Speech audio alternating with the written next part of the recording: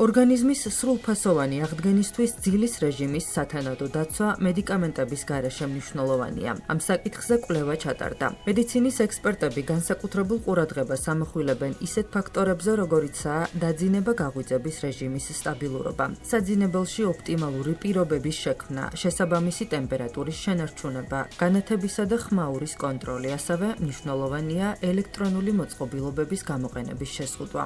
რეკომენდებულია კოფეინის მიღების კონტროლიც. ამის შესახებ ინფორმაციას Forbes-ი ავრცელებს. სპეციალისტების განმარტებით, ძილის ხარისხის გასაუმჯობესებლად ერთ-ერთ უძლიერეს ბუნებრივ საშუალებას წარმოადგენს ფიზიკური აქტივობა. კვლევებმა დაადასტურა, რომ სხვადასხვა სახის ვარჯიში მნიშვნელოვნად ეხმარება ორგანიზმს ბიოლოგიური რიტმების რეგულირებაში, სტრესის დონის შემცირებაში და ღრმა რეგენერაციული ძილის მიღწევაში.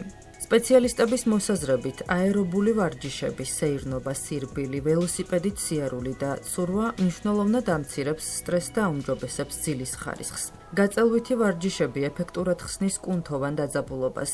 ძალოვანი ვარჯიში და ტანვარჯიში არამხოლოდ აუმჯობესებს ძილის ხარისხს, არამედ ზრდის მის ხანგრძლივობასაც. სპეციალისტების რეკომენდაციით ვარჯიშის რეჟიმის ეფექტურად დაგეგმისთვის აუცილებელია შემდეგი ფაქტორების გათვალისწინება. ვარჯიშის დროის სწორად შერჩევა. უმჯობესია ფიზიკური აქტივობა დღის პირველ ნახევარში განხორციელდეს, რათა ძილის წინ ორგანიზმს ჰქონდეს საკმარისი დრო დასვენებისთვის. ასევე მნიშვნელოვანია ბუნებრივი სინათლის მიღება. სპეციალისტების განცხადებით, რეგულარული ფიზიკური აქტივობისა და ძილის რეჟიმის ერთობლივი დაცვა ოპტიმალურ შედეგს იძლევა. მნიშვნელოვნად აუმჯობესებს ძილის ხარისხს და ზრდის დღის განმავლობაში ენერგიისა და პროდუქტიულობის დონეს.